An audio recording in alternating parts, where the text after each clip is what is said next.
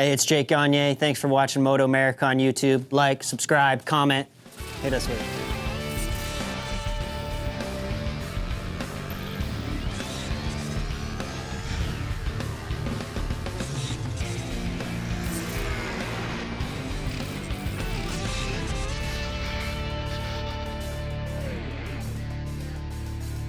It's time for the MotoAmerica AMA FIM North American Road Race Championship.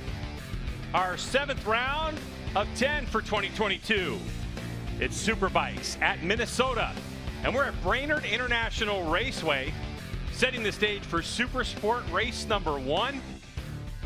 And it's going to be exciting because that guy has been awfully fast. And that guy is Rocco Landers.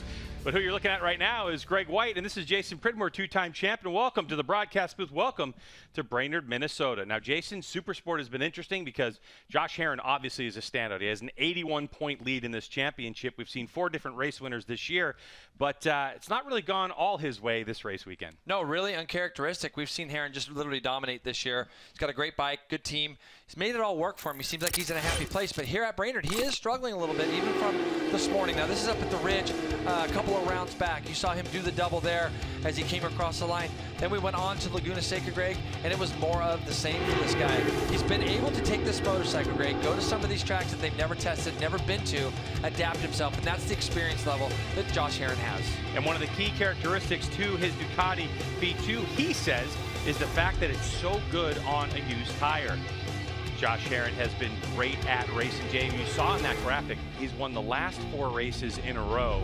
And so he's got this big points lead. And the question is, how much does he have to risk? We only have 8 races left in the season, but he's got a lot of young talent that's chasing after him right now. He does, and we've seen some of those guys come to the forefront here. As you say, Rocco Landers gets his pole position today, which is amazing. For Herrin himself, you can see here, Greg, he leads by 81 points, 10 starts, 224 points for him. First, second, third, he's had that 1 4th place finish where he had a problem there at VIR. Average finishing position 1.6, kind of what you'd expect from a seasoned vet and a former Superbike champion. So for Josh Herrin, he leads this championship, but I mentioned earlier, Jason, that there have been 4 different race winners in Supersport. One of those race winners, of course, is Josh Hayes. However, we're looking at 4th in points is Kevin Olmedo. He is not here this weekend, and our very own Hannah Lopa fills us in on why Kevin Olmedo is not here. A familiar face is back on track here this weekend in our Supersport class. Filling in on the N2 bobblehead moto team is none other than Josh Hayes. Josh, tell me a little bit about this weekend.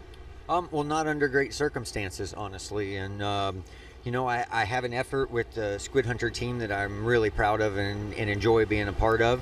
I started riding with N2 bobblehead in endurance and amateur racing this year. And actually, Kevin and I rode together a couple of weeks ago. But Kevin, when he flew home to El Salvador, started not feeling good, was diagnosed with Guillain-Barré and an autoimmune disorder.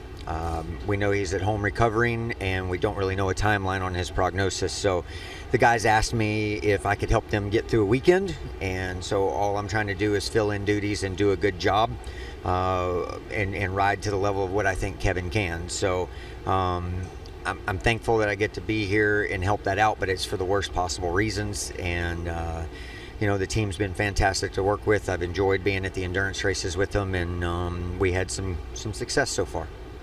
Well, we'll certainly keep Kevin in mind this weekend. Now, while it's only the 2nd time that MotoAmerica has come to Brainerd, you've been here quite a few times before. What's your experience like at this track? I'm embarrassed to say, yeah, the last time I raced here was 18 years ago. So yeah, and this was a good racetrack for me. I raced 99 to 2004 on a array of motorcycles. This was typically a pretty good racetrack for me. It is quite a bit different than the track that I feel like I rode a long time ago. There are some bits that are familiar to me, and yeah, I mean, getting on track, it was kind of like starting over. I knew a few pieces of it. I watched some races and had a pretty good idea from the guys I've been coaching and watching of how to approach it, and just having some good habits over a long career helped me be competitive pretty quickly. Well, best of luck. Enjoy the weekend. Josh Hayes certainly wears many hats here in the MotoAmerica paddock. He certainly does, and he's been super fast. But, Jay, he talked about it. He's been to Brainerd International Raceway before, but it's not exactly the configuration of the old days. This is what we race right now. Well, he's going to know turns 1 and 2 pretty well. Turn 1's a little bit slower than it used to be, Greg, but turn 2 is still very, very fast. into hard braking turn 3, 4, 5, 6. He knows all those. Where it gets a little tricky is from turn 8 back to the start-finish line. So from turn 8, 9, this is going to be all new for us from last year, obviously. Hard braking area down there into turn 12 and 13. Greg, is there a place that Josh Hayes doesn't go well at? No, I don't think so. Yeah, I don't think so either. He's so he says it's a place I used to be pretty good at. Yeah, he was first in our second session yesterday, and he was second in the first session yesterday. All right, so let's look at Brainerd International Raceway. And we're going to step away for a moment. Josh Herrin looking to extend his win streak. Can he get it done? We're 4 minutes from a race start.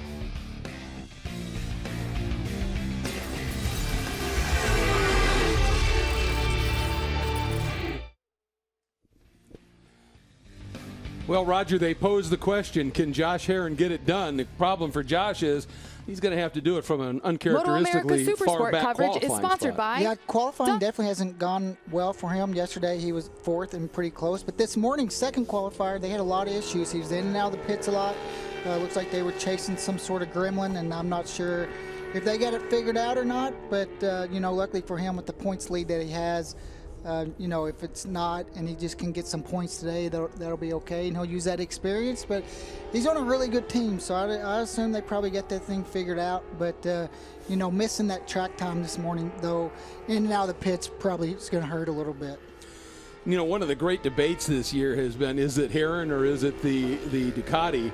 And you know, general consensus is a lot of it's Herrin.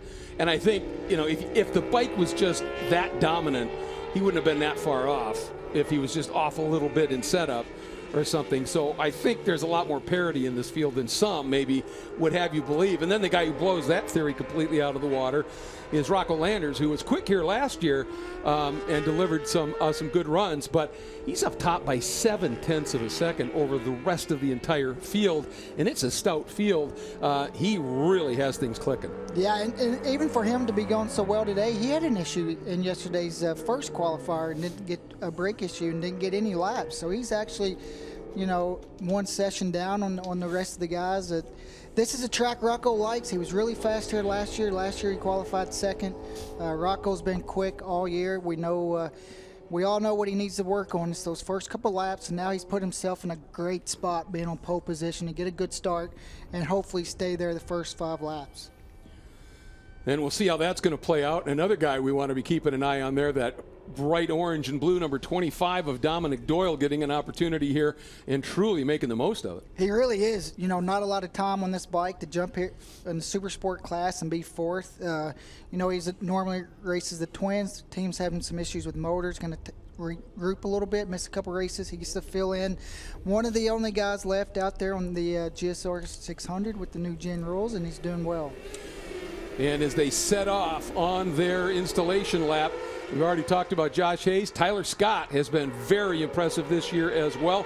He's certainly going to be in it as this one unfolds. Corey Ventura has been really, really fast. This is planning to be an absolutely superb run here. And the story's going to be Josh Herrin coming from 5th. And can he get to the front against a group of guys, young guys in particular, that are willing to get after it and let him know he may not dominate for the rest of the season.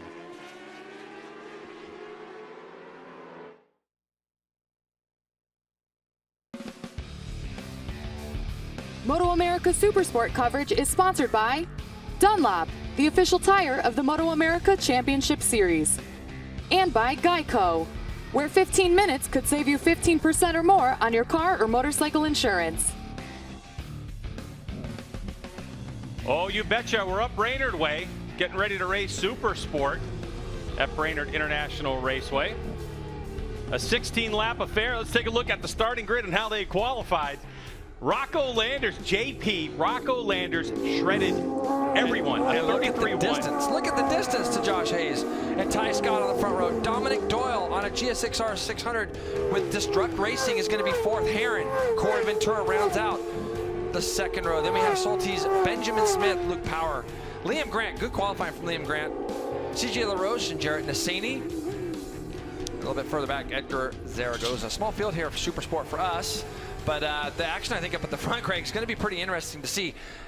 Josh Herrin qualifying 5th. He didn't look happy this morning. Looked like some front end stuff possible. So we'll see if that team threw the dice. Obviously, I know they've got something that they're going to try in this race to see if they've made it a little bit more accommodating for the number 2, our points leader there in the middle of the screen. But how about Dom Doyle? Isn't that great to see? Dom Doyle there, the number 25, lining up just behind Josh Hayes, comes in here and gets on this GSX-R 600. He was 3rd yesterday in first qualifying, ends up 4th. So we'll see what this young man can do. We've been watching him in the Twins Cup this year. Yeah, this is a great track for the middleweight Supersport category anyway, as they're faster than stock thousands at times here. Can Rocco Landers get himself into the 33s all race long and check out of this one? Here we go. Supersport race number 1 from Brainerd International Raceway. When those lights go off, we're rolling. So it looks like a good launch from all 3 on the front row, but Rocco gets swallowed up. He does. Hayes giving him a little bit of room, but it's going to be Ty Scott leading the way as they roll down to turn 2, Greg, this flat-out portion of racetrack, and you can see Herrin tries to go up the inside of Dom Doyle. Looked like he was able to do that. Hayes gets into 2nd. Don't be surprised that number 4 attacks Ty Scott as they go down in turn 3 right now on the first lap. Here we go, 3 wide, and it looks like Rocco Landers is trying to get up the inside. He does. Hayes outbroke himself a little bit, but he's got a good line. Rocco out wide. Rocco so just like himself. That, he certainly did. Yeah. All the while, Herrin's trying to mix it up. He gets in front of Rocco Landers, and all of a sudden, Herrin, the number 2, goes into 2nd spot on the Ducati. So right now, it is Vision Wheel M4X Star Suzuki getting after it. He goes to the front, does Herrin. He squares him up, coming out of turn 4, gets up underneath him in 5, and look who we got back up at the front. It's VIR kind of all over again. Herrin leads, Hayes 2nd, Ty Scott getting beat up a little bit right now as Rocco Landers goes past him as they roll into turn 7, into this new section of track from us from last year. Now, Greg, look at the different lines you'll see here as well as Hayes is looking around the outside of Herrin. Now that was interesting. Herrin had to lift over the bump, and that's something that Hayes didn't have to do, but Herrin definitely, that's a calculated move. Of course, we know that Ducati V2, it's a lot stiffer chassis coming out of Europe and the way that bike is developed, as opposed to the R6, which has years and years and years of experience here in the United States. So Josh Herrin, Warhorse HSBK Racing Ducati New York Panigale V2, leads the way over Josh Hayes. And there's Rocco right in the mix. And that's where we need to see Rocco right now. We need to see him up at the front. As you can see Mom on the pit board there. Need to see Rocco up front early. He should be able to get a double bike draft here as Hayes is trying to do the same thing to Herrin as he go up underneath. But look at Rocco. He gets that double bike draft, and he gets by both of those guys as Hayes goes up underneath Herrin as well. So Rocco Landers now with clear track, and the possibility of him doing 33s as Herrin goes up the inside of Hayes. There's a battle that's raged on and off through the years. But what Rocco Landers, this is his best opportunity, Greg, I think, to win his first MotoAmerica National. That number 97 had some problems in qualifying yesterday with the machine. The team worked all night to get that bike back into shape. 97 has been struggling with starts, and we know he comes on strong late in the race. And I think that he has some serious pace up front, but he's got 2 of the most experienced guys right behind him. One of them, that number 2, our points leader, he looks to go up underneath him going into 7. Extremely tight into there, but he makes that stick there. Let's see, Herrin drives up underneath him. He's trying. He was trying. Herrin was trying to apply the gas, of course. And another big moment for Herrin there as he goes over the bump. So really, that V2 just doesn't like that section of the racetrack. One of the things you have to think about too, Greg, is we saw Herrin, that is, having some problems this morning. On new tires, that'll get masked a little bit. So he's going to be able to stick it in there as Hayes is going to try to work the inside of Herrin as they go into turn 12. He's not going to be able to make it.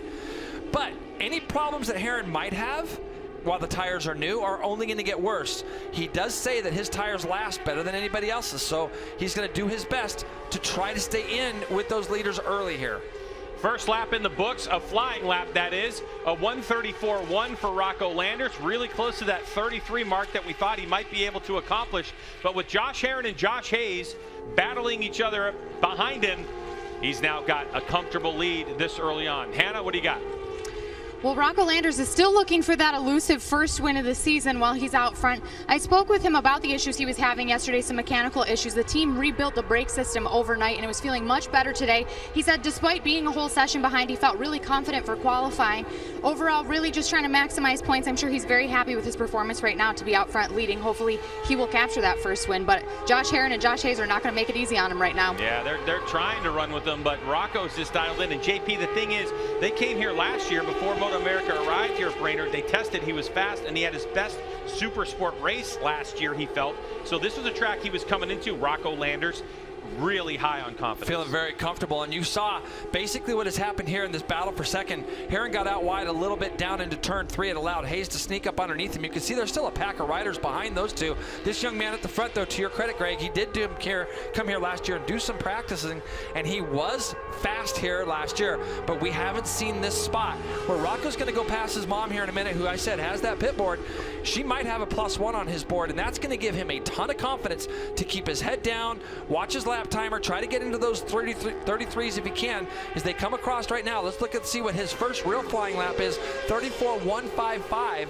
So that he almost matched the lap that he had done the lap prior, but now he's got a 1.3 second lead, and this is where he shines. This fast stuff here, that R6 looks like it is hooked up and comfortable for Rocco, and he looks really fast through the fast sections, and that's where you're going to make up a lot of time on these guys. A 34.155, so a couple of 34s clicked off. Behind him, 34.7, so 0.6. Is Rocco doing what Rocco does? That look back is really key for him, though. I think he's going to see that he has stretched it out. Now he can kind of watch his board. He can run the lines that Rocco feels comfortable riding, and that's going to make him really comfortable. Remember, this guy is a 2-time MotoAmerica champion from our Junior Cup to our Twins Cup. He doesn't need too much familiarity. He doesn't have that much familiarity with not being a winner. The last couple years have been a little bit dry for him as far as the wins come. We've seen him on the podium a lot, but he knows what this situation feels like, and he can start to manage things the way he wants now. The young Rocco Landers having his way as this battle continues to rage on. Josh Hayes, of course, trying to chase history, 2 wins away from tying Miguel Duhamel for all-time AMA wins in road racing. And Josh Herrin, I'm impressed with Josh Herrin. Qualifying 5th. He was kind of down the leaderboard for most of the weekend, but now pushing really hard. And Jay, if indeed here at Brainerd International Raceway that this Warhorse HSBK Racing Ducati New York V2 has got that rear tire underneath him, Josh Hayes has got to be mindful about keeping his rear tire underneath him on the R6 as we get deeper into this race. Yeah, both these guys have experience with tires that start to go off and things like that, so I'm not that worried about some of that, Greg. You know, the thing is that the 2 Joshes here, they're doing everything they can to pull away from that group behind Ty Scott, Dom Doyle, Corey Ventura, and Benjamin Smith back there in 7th with Luke Power just a little bit off the pace of them. So these 2 guys now, though, Greg, it was 0.3 of a second as Rocco goes 34.0. So he's done 2 34.1s and a 34.0. So the number 97 is comfortable at those times. We saw him this morning get into the 33s, and I believe, Greg, on his fastest lap, he caught a false neutral this morning. I think he would have got into the 32s in qualifying, but he caught a false neutral in turn 12, and it was actually a little bit slower than his pole time. So for Rocco right now, he's just got to keep grinding out these laps. 12 to go. Still a long way to go in this race. And we've also heard Rocco talk about tire wear and being on a certain tire that works or doesn't work. He took that chance at Laguna, I remember, and he was actually closer to the front for longer. So we'll be able to see how his tire wear goes. And I'm looking at these first couple splits, and he pulls away a lot in the first split, and they gain just a little bit on him in the second.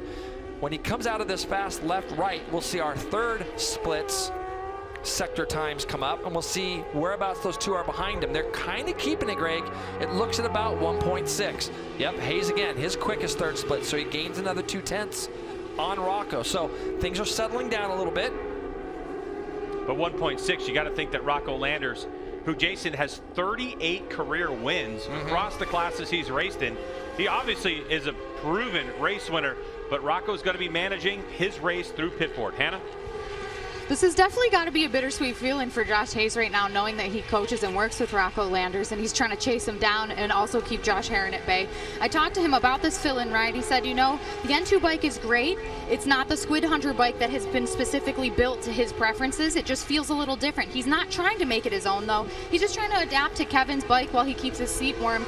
And Chris Lessing is doing the suspension on this motorcycle, which has, you know, Chris and Josh have won 4 championship titles together, but they have kind of different ideas on setup. But Josh said he's not worried about it. There really is no perfect setup for an R6. If anything, this will just help him coaching in the future. Yeah, and I think, Hannah, I talked to Hayes just before the start of the race, and they had made some setup changes on that motorcycle going into qualifying this morning. I wouldn't say they went a little backwards, but if anything, Greg, kind of went a little sideways. So they've gone back towards what they had yesterday, kind of, and they're seeing if this can kind of get some of the problems that he had to get addressed from yesterday's session. And this morning he changed a little bit, and we're getting a word right now that Dom Doyle has slid off. Looks like turn 6. I can see him out our window, Greg, getting up, as you see here. Dom Doyle just picking that bike back up. That's a shame. Yeah, he's on that GSXR 600, and he was also very fast this weekend. And you can see the battle going on behind him, behind Josh Hayes and Josh Herron. So Rocco Landers out front comfortably right now as he comes across the stripe one more time. We'll get an idea of what the gap is. So another 34 flat by Rocco. Really I mean, good. this is actually clinical in what he's doing. And we're waiting for Hayes and Herron to come across the line. So it's about 1.9 seconds now, the gap. Yeah, he right now, just from the body language of Herron, it looks like he's kind of sitting behind Hayes right now. And here we're going to see Doyle, see what he does. Yeah, loses the rear, gets off into the grass. See here. Does he just tip over in the, yeah, he kind of gets the thing, trying to get the thing slowed down, just tips over in the grass. They're so glad he's up and okay. But it looks like Herron, last time through where we're sitting, Greg, we're kind of sitting here out our commentary booth. We can see quite a bit of the track. And looked like Herron was kind of pacing with Hayes right now. I think that he feels like he might not be able to go after Rocco. And you can see now this battle for 4th. This is between 2 Vision Wheel M4 X-Star Suzukis. Now, Jason, looking at him, it looks like the same motorcycle. It is not. So you have Ty Sky, who's on the 70. He's on the GSXR 750, that next generation. But unfortunately for fill-in rider Corey Ventura, he totaled his GSXR 750 in qualifying like the last lap. Wow. And so he's out there on a backup bike, the GSXR 600. So you're looking at the old school, I guess, old generation GSXR 600 battling with the next gen GSXR 750. Those two doing a great job in 4th and 5th place on that Vision Wheel M4 X-Star Suzuki. All the while, just behind them in 6th place is number 88, Benjamin Smith. Well, look, these guys, this team, they had a lot of knowledge on that GSXR 600. I'm talking the Vision Wheel team as we look at Benjamin Smith there as the leaders come back across the board another lap. And when you think about this, now they've got 2 of their bikes that they're trying to develop the 750 more. And Corey Ventura doing a good job on that 600 though, Hannah. He is, and while he's battling with Tyler Scott, I spoke to him, and Tyler was here last year on the Junior Cup bike, but he's never ridden this motorcycle here. They did come for a day after MotoAmerica to help him get acquainted with this bike and try and get a head start on setup. They made a few geometry changes for better handling, just to be a little less hesitant through the corners. Ultimately, he just wants to push through every sector, learn more, wanting to get through Sector 3 a little bit better. Just stay consistent and patient and smart and look for the right opportunities out on the track. And that's exactly what's happening right now. And, you know, the teams, I mean, Greg, if there's a bike that you could do it on between the 600 and 750, the Suzuki's the one. Chassis is just about identical, and, well, they are identical. And so they're going to be able to look at some of that stuff and try to make those comparisons for after when they get back and have their debriefs. But this young man right now, Greg, just ran off another 34 flat. And you can see there is a gap now between these two guys. And I'm looking to see Josh Hayes ended up going almost half a second quicker in that first split than did Herron, it looks like. Or no, I'm sorry, he only did a 10th, but somewhere along the way there, Herron lost a little bit of time on that last lap on this lap because they came across the line both doing 34.9s to Rocco Landers 34 flat once again. I mean, we're talking 134.068 is the fastest lap by Rocco Landers, fastest lap of the race. When he went by the stripe last time, a 134.093. And now he goes 134.2, so a huge variation in lap time by a slight 0.2 of a second by Rocco Landers. What an impressive display Landers is putting on. Jason, you talked to Josh Hayes before the race. And Josh kind of predicted this might happen if Rocco can run this pace. He did. He told me, he said he felt that if Rocco could get into the 33s and be as consistent as he was this morning, that he would be running a race by himself. Now, he hasn't done that 33 yet. It's getting a little bit warmer outside as well, so it might be getting a little bit greasy, but he's ran 34.0 as his quickest, Craig, and he's ran 2 other 34.0s in the race. That kind of consistency is what wins you races. He just has to be out front, hit his marks, do the things he needs to do. For this guy here, he's going to be trying to analyze what he can do to make this thing better, because he's losing anywhere from 0.4 to almost a full second a couple of laps ago, from 34.0 to 34.9 for the guys in second and third. This battle continues to rage back now. As you can see, Benjamin Smith has really put himself into a position to try to do something as well with those Vision Wheel bikes. They're going to be coming through your shot here in a minute.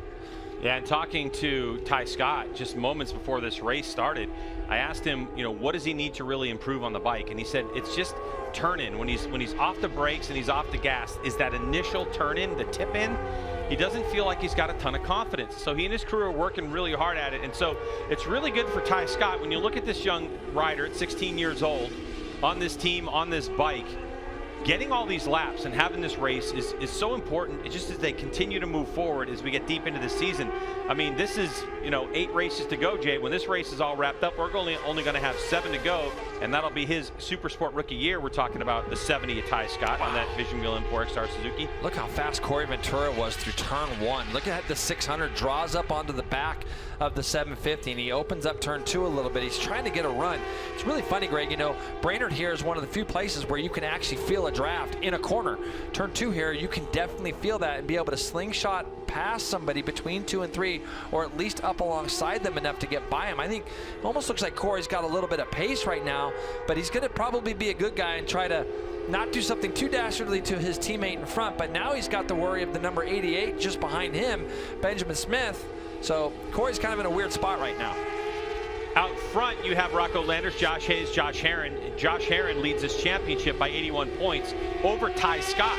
So in terms of the championship and what Herron's able to do, he's putting some distance between himself and second, but only 5 points behind Ty Scott is this guy, number 97 on the Landers Racing Yamaha R6. So Landers is 86 points behind in the championship. So Herron, if he loses this heap of points, which would be 9 if he continues this way, it's not going to damage him too much. No, he's going to play this smart. He's going to go back and tell the team, yeah, hey, it's a little bit better. 34.3 is what he ended up doing in this race compared to the time that he had ran in qualifying, Greg. Wasn't quite where it was before. 33.8 for Rocco Landers. And right now he is just under no pressure. But going back to my point, Herron has found, you know, 3 or 4 tenths of a second from qualifying. So they're going to try to continue to make that Ducati a little bit better. Really impressive so far from this young man, though, out front. You can see he's got past Edgar Zaragoza. But look, Herron now closing up onto Josh Hayes a little bit closer here. So Rocco Landers goes 1:33.882. The fastest lap of the race was 6 to go. Just so for context, as we were here last year, a 1:33.694, the fastest lap of the race set by Sean Dillon Kelly, and that is the race lap record. So Rocco circulating just over 1/10 of a second off of that pace, under zero pressure. It shows you how comfortable Rocco Landers is currently. Hannah? Talking to Josh Herron, he said at Laguna he had a crash and it kind of tweaked the bike. He said it wasn't really feeling quite the same. So after this morning, they completely tore it down to check everything over. He was hoping it would feel a little bit easier to click off these times for the race. Ultimately looking for some more time in sectors 1 and 3, feeling good, and 2 and 4. You know, just working on gearing. He feels like he can fight for a win this weekend, but it's going to be a little bit harder managing the challenge of his bike just feeling a little bit different than normal, but not really knowing the cause. As he goes through, and does Herron on Josh Hayes down in turn 12. He fell back a little bit there, Hannah. We were a little bit concerned that maybe there was a problem, but he ran 34.5 his last time by, went almost a half a second quicker than Hayes, and I think this time by 34.4. The guy up front, 34.2, 5.5 second lead for Rocco. As you can see, Hayes now back into the draft of the number 2 Ducati of Herron. And I think that, Greg, he might be going into some of this idea that, hey, I know my tires are still going to be pretty good towards the end of this race. And he looks like he's bided his time with 5 to go. And let's see if he can try to get away from Hayes at all. Yeah, the long view here for Josh Herrin makes a lot of sense on his Warhorse HSBK Racing Ducati New York machine, because he's not in the championship with Josh Hayes. Although these guys were teammates back when Josh Herrin won his Superbike championship. So many Joshes. But, and so he wants that battle. He knows that he wants to beat Josh Hayes just because, these are two veterans of the class. Josh Hayes coming in at 47 years old, Herrin at 32. He doesn't want to be beat by that guy. That's right. However, the long view is he understands Rocco Landers is out front. Rocco Landers on the cusp of winning his first Supersport race in MotoAmerica competition. But in terms of the long view, it's about that championship. So what Herrin just did was minimize any of the points deficit. So really, Jason, if it finished like this right now, you would basically see position, it's 81 points the lead for Herrin over Scott and 86 over Rocco Landers. With that 5-point difference between first and second, it would just mean that Rocco Landers is now 81 points behind Herrin. I'll be honest with you, though, I don't think Herrin's even thinking about championship. He's got such a big lead that he doesn't need to think about it now. He can run the races he wants to run, and what he wants to do is improve this motorcycle so that tomorrow he can go after and try to win the race rather than be where he's at right now. 34.6 for Rocco, 34.9 for Herrin that time through. We're almost a 6-second lead, so he knows that the lead and the win is kind of out of the window as far as this race goes. Hayes does pull up onto the back of Herrin as they go through turn 2, see if he's able to duck out and get past. That's where I was talking about. You can really feel that draft. Hayes is going to go for it. Looked like he was going to have a try.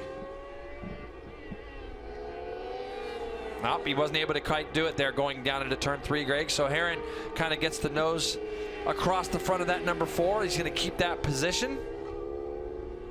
Hayes is able to dig deep in sector number 1 and just set that, click off that fastest time. The thing was, we've alluded to it in the broadcast, that this particular motorcycle that he's riding, that N2 Racing bobblehead moto machine, is a completely different motorcycle than he prefers to set up. By the way, the setup on the Squid Hunter is exactly the setup that he's given to Rocco Landers. Let's keep in mind, Josh Hayes is Rocco Landers' riding coach. Yeah, and so, they're in communication all the time about this. So the setup is very similar to what Josh has on those last 2 races of the year with Squid Hunter. But what he didn't want to come in and do on this N2 Racing bobblehead moto machine was try to impose his will and start changing everything around. He looks at it as it is still Kevin Olmedo's bike, and he wanted to ride it very similar to the way Kevin Olmedo races it. And so Hayes is still learning how to ride that motorcycle. And it might not be the perfect setup for him, but as we know, he can cook off some serious lap times. The question is Josh Hayes on the number 4 gonna have a tire underneath him, either front or rear, to throw a shot at Josh Herrin on this last lap as we get closer and closer to it? And I think the interesting question for Herrin will be, what is it that he's looking for or searching for that they haven't quite been able to find in the 3 sessions they had prior to this race? You look at it right now, 34.8 again. Hayes is at 35.1, so Herrin's able to pull that 0.3 of a second out once again. In this first split, though, Hayes pulls back in 0.3 of a second. So it's kind of funny that both these guys are good in certain spots. And you can see the Ducati moving around quite a bit. That's not going to bother Herrin at all, obviously, but that is probably what's keeping him from going further forward or chasing down or having that little bit extra pace that he needs. Keep in mind, Greg, like you said earlier, that we're only 0.2 off our race lap record as Rocco Landers, 33.6 last year in a battle between Escalante and SDK is where we saw SDK do that lap time. So Rocco Landers coming out, going through turns 10, 11, headed towards 12. When he comes by this time, he's going to see L2 on his board. And this is going to feel nice, Greg. When you're out front and you see +6 on your board with L2, you can almost cruise at home at this stage. He's going to keep his head down and stay positive, or stay focused, I should say, on what he's trying to get done here. Like I said, 38 career wins. He knows how to win, but this is the next level. Supersport, that one step away from the Medallia Superbike class. Can't even imagine what's going through Rocco Landers' head. It's been much of a struggle over the last year and a half for his team, for his entire family. Rocco's been up and down. He's really seen it so close in front of him and had so much confidence coming to Brainerd International Raceway. And he didn't get the perfect start, but he certainly had to fight for it, and this is well deserved. I mean, when you go back and look at the lap times and what he was able to accomplish, and we'll see that after this race is over, his lap progression, it's been so impressive, and what a masterclass put on by Rocco Landers. What a lead he's got. A nice big lead, 34.9 that last time through. Herron's still in the 34s, which is good for them. They're going to be able to go back with some knowledge to his crew and talk to them about trying to make that duck better. But man, really all eyes right now on the 97.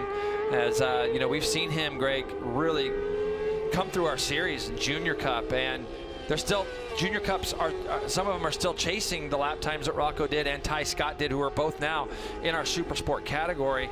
The Junior Cup riders that we have now are chasing those two guys' lap times still. As we know, Ty Scott broke a lot of Rocco Landers records last year, but we've been waiting for this Rocco Landers to show up and get that first Supersport win. And when he comes through this next left-right, he's going to see the white flag. A lot of emotion tied up in this race for Rocco Landers, his entire family, and the racing community at large, as Landers is going to come across towards start-finish line now, get that white flag. So one more lap, and Rocco is able to manage it, a 1:35.2. So he is definitely in race win mode, and it's Herron who's got now a 2-second lead over Hayes. Ty Scott, Corey Ventura, Benjamin Smith, Luke Power in 7th place, Carl Sotis, Jared Nassani, and Liam Grant, your top 10.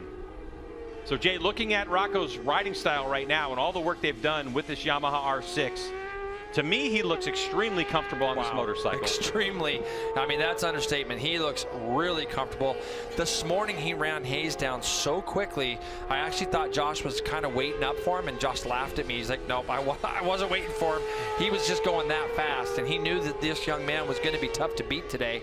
He did get down into those 33s, just as Hayes predicted. He also thought that Rocco was capable of doing 33s. You know, you always wonder, Greg, when you see a guy pulling away doing 34s, did he actually need to go 33s, or was he content doing those 34 flats? We've said the same thing about Herron this year when he's done the lap times he's doing, but pulling away. Does he have more in reserve? Be interested to see if either one of the two guys behind Rocco can make big enough improvements to chase the 97 down tomorrow to where we see that lap record maybe get closer to being beat. Rocco Landers, who showed up just after his 14th birthday at a MotoAmerica competition for SportBikeTrackGear.com Junior Cup, and won his very first race by a large margin.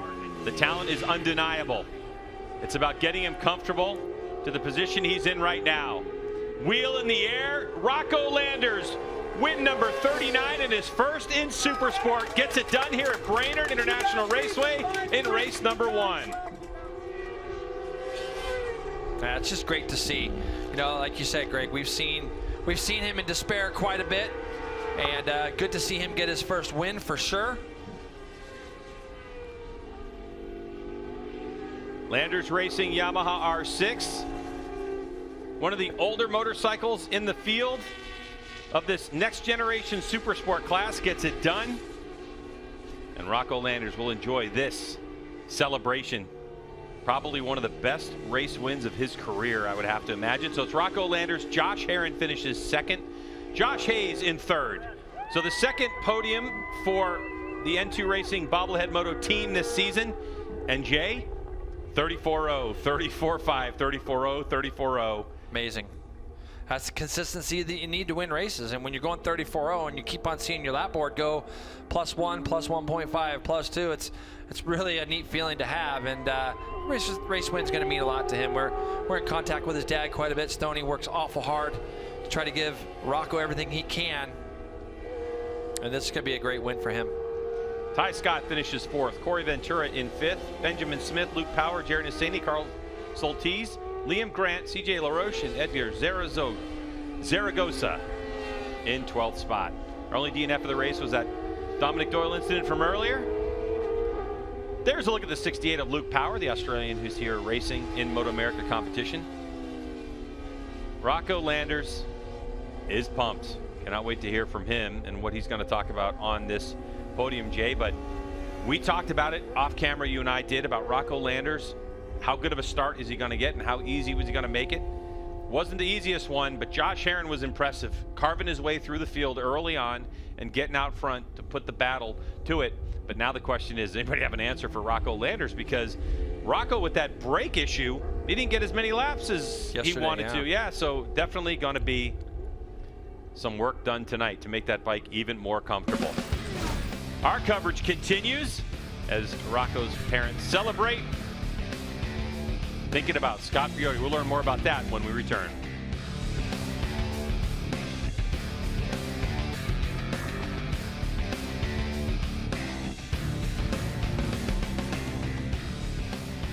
What an absolutely incredible performance by Rocco Landers, winning by over 4.5 seconds clear of Josh Herron.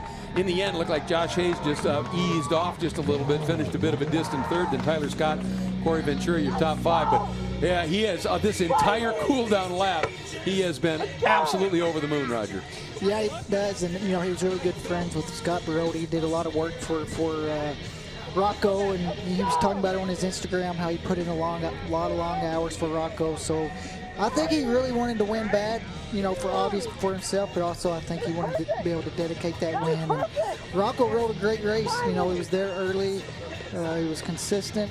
And really, the race was won and lost, I think, in that first sector. Every lap, Rocco was almost a half a second quicker than the rest of the guys in that first sector. And even at about halfway point of the race, a couple laps, he was almost a full second quicker than the rest of the guys just in that one sector. So it's awesome to see Rocco get that win. I think he's been showing a little bit of frustration the last couple races, just not coming. I think he thought it was going to come sooner than it did, but now that it's come, I've always said I think once he gets his win, he's going to go on a run. Yeah, and I've heard him now 3-4 times. They're just saying it was perfect. It was perfect. He just had it hooked up, and it worked to absolute perfection. And, we saw after qualifying, when he got the pole, he dedicated it to Scott Briodi, and he said, if I win this one this afternoon, this is for he and his family as well.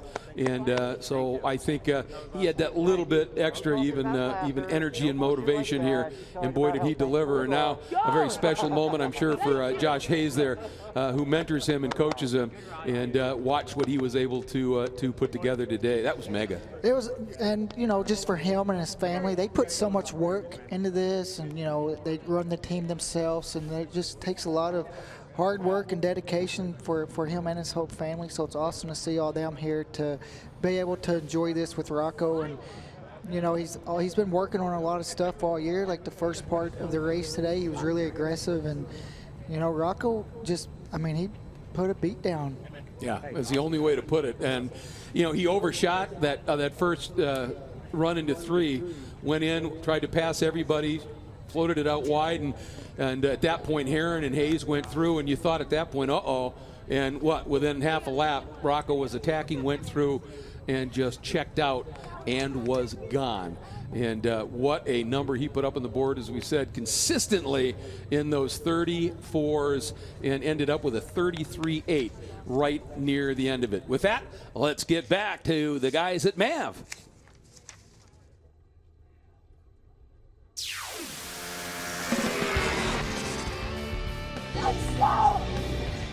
Rocco Landers' new favorite racetrack in the world, Brainerd International Raceway, as Rocco comes in to reflect and celebrate his first race win in Supersport, his 39th career win. Great job by Rocco Landers, who we can hear him say how perfect it was. And you heard it just there. Absolutely perfect for Rocco Landers. He put on such a great show. Didn't come easy those first couple laps, but the whole family's celebrating. Well, Paddock, Jay, he's been around here quite a long time, has Rocco Landers, and a lot of people have been waiting for him to make this big step, and it's finally here. Yeah, there's no question. And you look at his coaching from Josh Hayes and some of that stuff that's come along. The kid knows how to win. There's no question about that. It's just getting him comfortable. And sometimes jumping from class to class can take a little time, and this one did. But he's definitely stoked on this one. Let's take a look at the race results. As you can see, Rocco Landers credited with a 4.5 second margin of victory on this one over Josh Herron. Josh Hayes back in action, another podium for him. Ty Scott, Corey Ventura getting after it. Like I said, Corey Ventura on that GSXR 600, a last-minute swap after he crashed his 750. Benjamin Smith, Luke Power, Jared Desaney, and Carl Sotis. Let's get right down to Hannah, who has a very happy Rocco Landers. We've seen Rocco Landers win many races on many different motorcycles, but this one is a first for you. Rocco, what is it about this track and about this bike that made this victory possible today? Dude, I felt so good since we got here. This is amazing. Finally. I know Scott was helping me, Scott was giving me a couple pushes out there, keep me going. It was amazing. I felt so good during that race. I was just trying to string together laps. Once I saw it built up a little bit of a gap, I just tried to settle into my rhythm, keep it going. My team worked so hard to make my bike work perfect. And this weekend was a lot smoother than other weekends, and for that we're pretty stoked. But I also stayed up super late working on my brakes when I had some issues yesterday in qualifying, and we were able to put it on pole, and I knew we had pace. It was all on me today. And this win goes to Scott, obviously. A terrible day yesterday. But hopefully I'm making proud today. And also I have to give a shout out to my buddy Kevin, who's back in El Salvador. He has an illness that's very bad. So everyone send love, send prayers to Scott and to Kevin as well. So thank you so much to Josh. Thank you. You're the man. Thank you so much. I can't do this without Josh. He's one of the #1 people in my whole racing. A very emotional victory for you today. I'm sure that it means a lot right now. We see your Scott sign here. With this kind of weight off your shoulders of getting this first victory, do you think that you can replicate this result tomorrow? We for sure can. It's all on me. Try to make some changes to the bike, make it work even better for tomorrow, and see if we can do the exact same thing, and maybe Josh can be a little further up. Congratulations, Rocco Landers. Yeah, we're both smiling at that one, aren't we, Yeah. JP? Hey, don't poke the bear, Rocco. Don't poke the bear, you know. So, yeah, it's a big win for him. For him to do it by 5 seconds is really a big exclamation point. And, we've seen the team have to work hard in years past, or last couple of years, to try to do some things overnight. And last night they were able to do it, and he might have had a little help from above there today for him. And I know that was a big win and an emotional one for him as well. And it looked for Rocco that it came really easy. Let's get back down to Hannah, who has Josh Herron. For Josh Herron, with about 5 laps to go, you made the pass on Josh Hayes to overtake him. How were you able to make that stick and secure this second place finish? Like I said all year, the Dunlop tires on this Ducati V2 are working really good at the end of the race, so I got a little help there from them at the end. I've been struggling all weekend, so to get a second and I don't think really lose anything in the championship, I'm stoked, because this morning we were 8th or something in qualifying, so it was not looking like a fun one this weekend. Usually I use Griffin to cheer me up and Rachel back at the truck, but I didn't have them this weekend. So I got to rely on all the guys back at the truck to pump me up. It was an extra sad day yesterday, obviously, with what happened to Scott, and it was hard to get sleep last night. So my thoughts and prayers go out to his family, his whole team. I've wanted to go over there so many times today, but I don't know how to do it. And it's not good, man. This life's too short, and it's really sad to see something like that happen on a racetrack, because that's where we feel the safest when we're out there riding, doing our thing. So shout out to everybody, and hopefully we can move one up tomorrow. But Rocco's riding really good. Congrats to him on his first win. It's brings back a lot of memories riding with Hayes out there, so it's a lot of fun, and just happy that we were able to come away with a second today.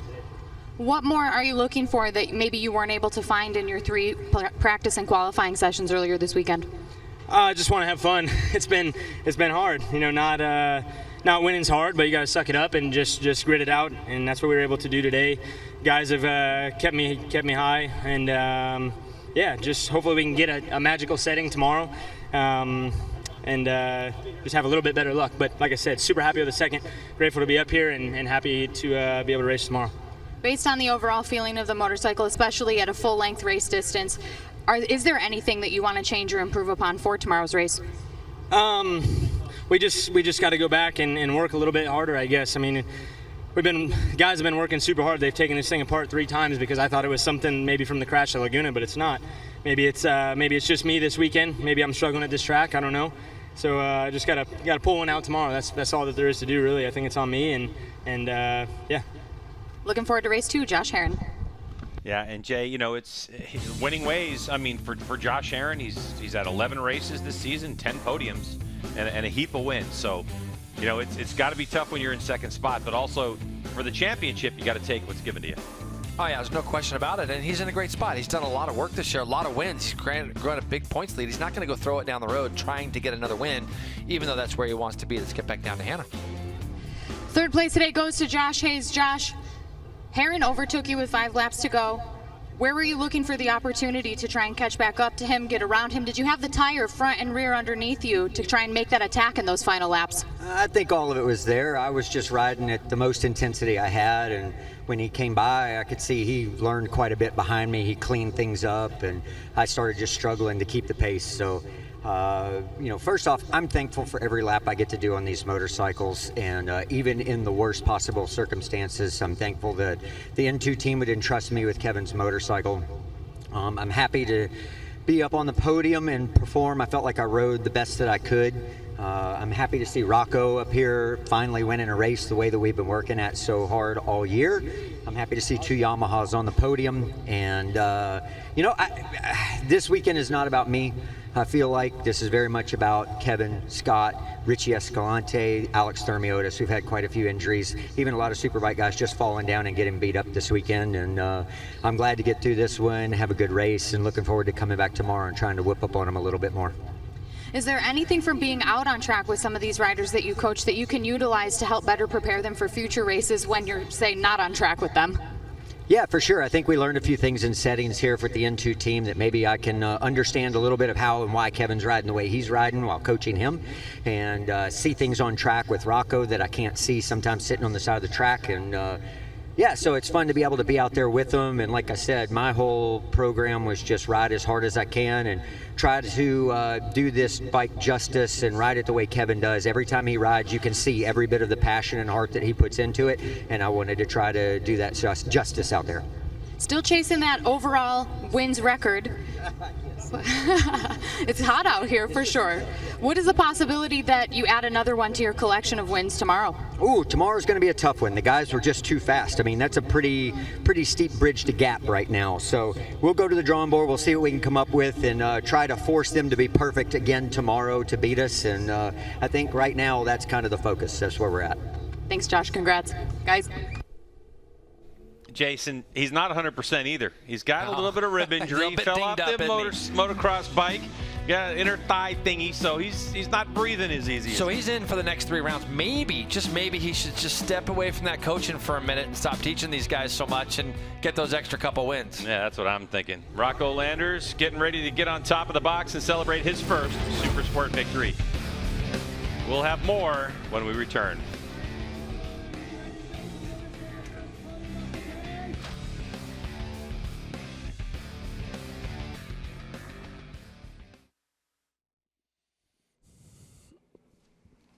I think that says an awful lot, don't you, Roger, when a guy like Josh Hayes said, he's just too fast for me.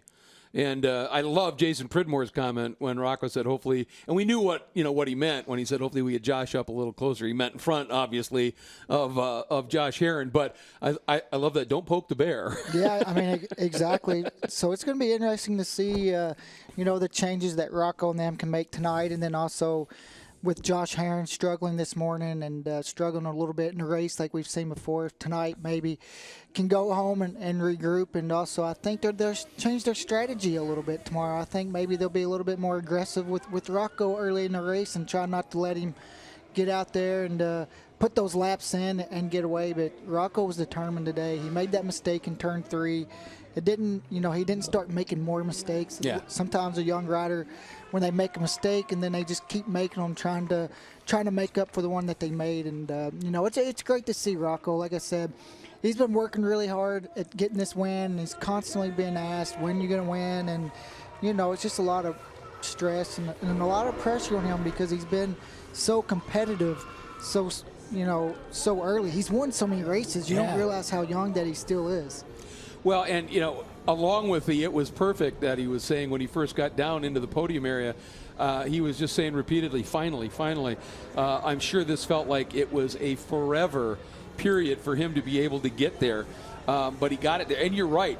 After that mistake, once he got to the front, I mean, he just was just glass smooth and so fast. Yeah, once he was leading the first time through turn 1 and 2, it was game over. Yeah. He was 4/10 through there, could carry it around to the next lap, and then just through there, just kept chipping away and was consistent. Watched his pit board, didn't try to win by more than he needed to, and see his mom there. It's just great to see his whole family here, and now Rocco doesn't have to answer that question, when's he going to get that win? Exactly, and the thing that impressed me as well was the consistency in his lap times. I mean, he started throwing down those low 34s, 34.1, 34.0, ended up with a 33.8. But just, as you said, just chunks of time quicker than anybody else out there. And as Josh Hayes said, he's just fast. And he said, we're going to have to come up with some stuff. And you can hear Herron as well saying we're going to need to come up with some sort of magical setup. But they're certainly not going to spend the evening just relaxing. They are going to get after it and try and come up with those setups to be able to get on top of it and start to see what they can do with an incredibly quick and committed Rocco Landers, who just loves Brainerd International Raceway.